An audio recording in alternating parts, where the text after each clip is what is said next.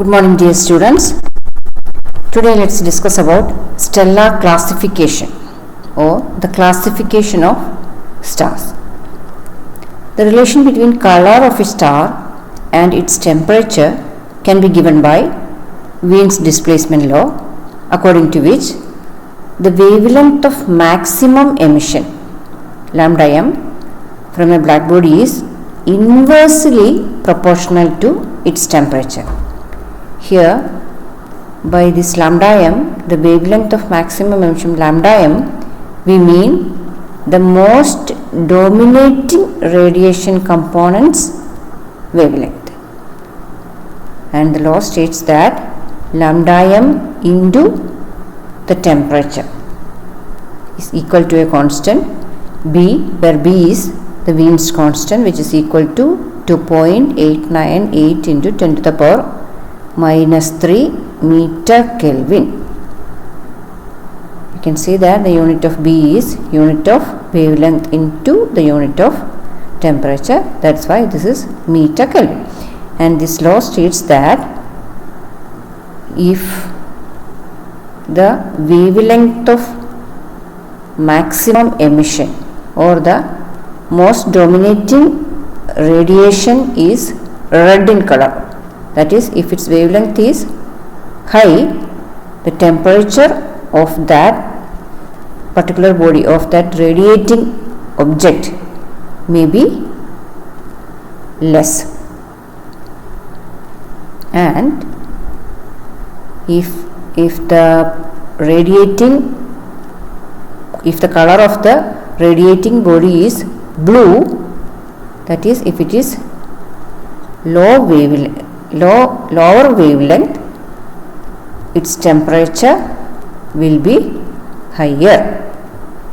If lambda m is smaller, temperature will be higher. Okay. And let us see the classification of stars, which is based on their surface temperature, not the core temperature. The classification is based on the surface temperature. We know that the surface temperature of stars are in general low compared to its core temperature. And most stars are currently classified using the letters O, B, A, F, G, K, M, usually memorized by astrophysicists as O, B, A, fine girl or guy, kiss me, where O stars are the hottest, and the letter sequence indicates successively cooler stars up to the coolest M class stars. O stars are the hottest and brightest stars, where M stars are the coolest star. According to informal tradition, O stars are called as blue, B as blue-white, A as white, F as yellow-white stars, G stars as yellow, K orange, and M as red stars. We know that the color and temperature are inversely color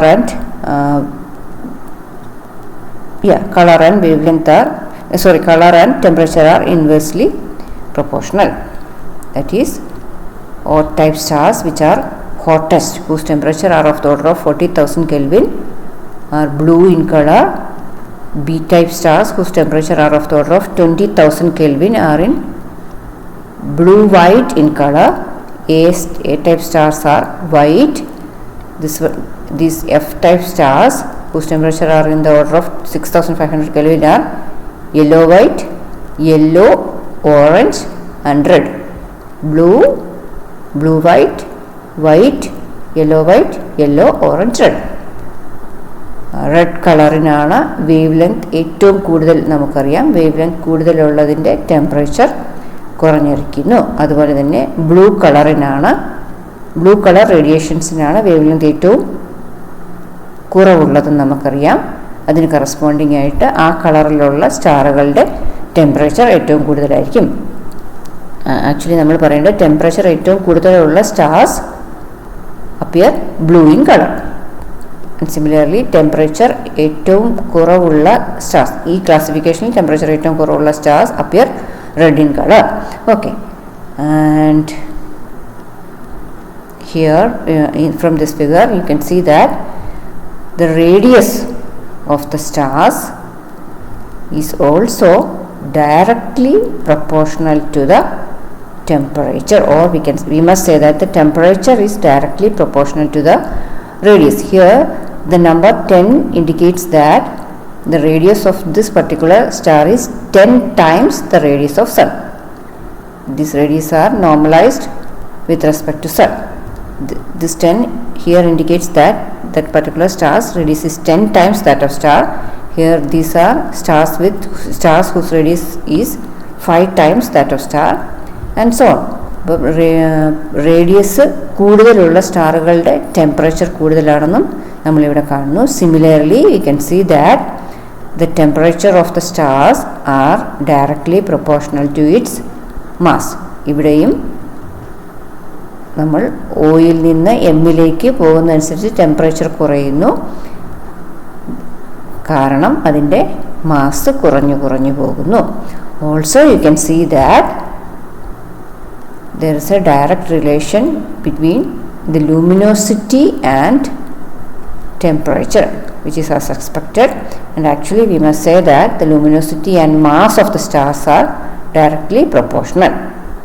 mass കൂടുതലുള്ള സ്റ്റാറുകളുടെ ലൂമിനോസിറ്റിയും കൂടുതലായിരിക്കും, ടെമ്പറേച്ചറും കൂടുതലായിരിക്കും.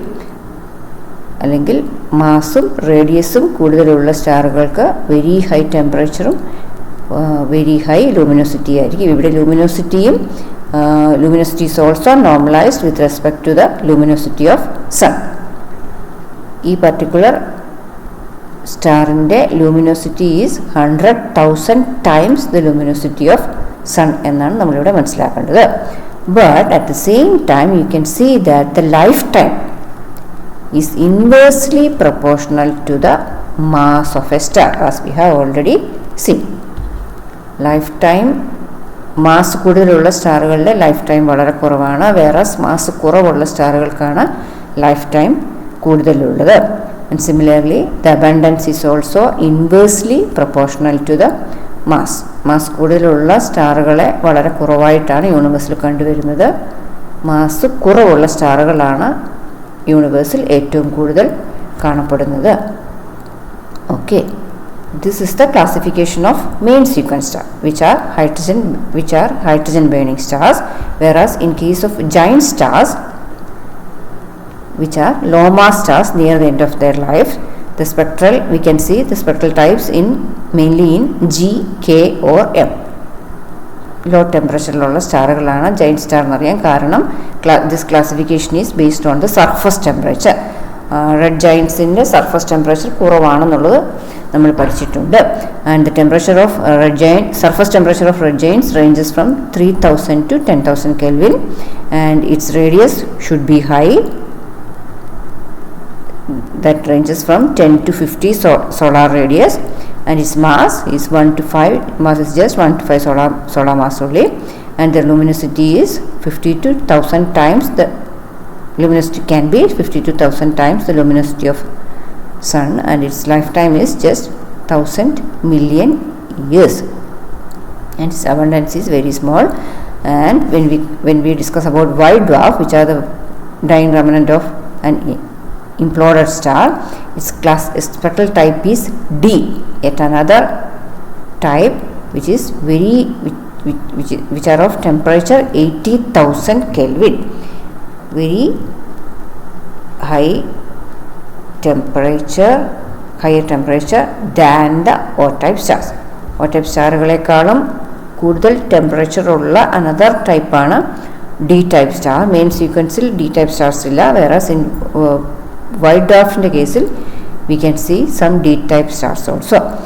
Again we know that the radius of white dwarfs are very small, it's just 0.01 times the radius of sun, and its mass is also very small, just 1.4 times the mass of sun, we have already seen that if the mass of a white dwarf is greater than 1.44 solar mass, that will lead to a supernova explosion.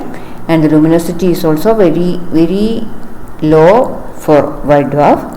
We still don't have an estimate of the lifetime of a white dwarf. We can see just a hyphen here, and its abundance is just 5%. And when we consider the supergiant stars, which are high mass stars near the end of their life, in case of supergiants, we can see all these spectral types OBE, FG, KM, whose temperature can range from 4000 to 40,000 Kelvin.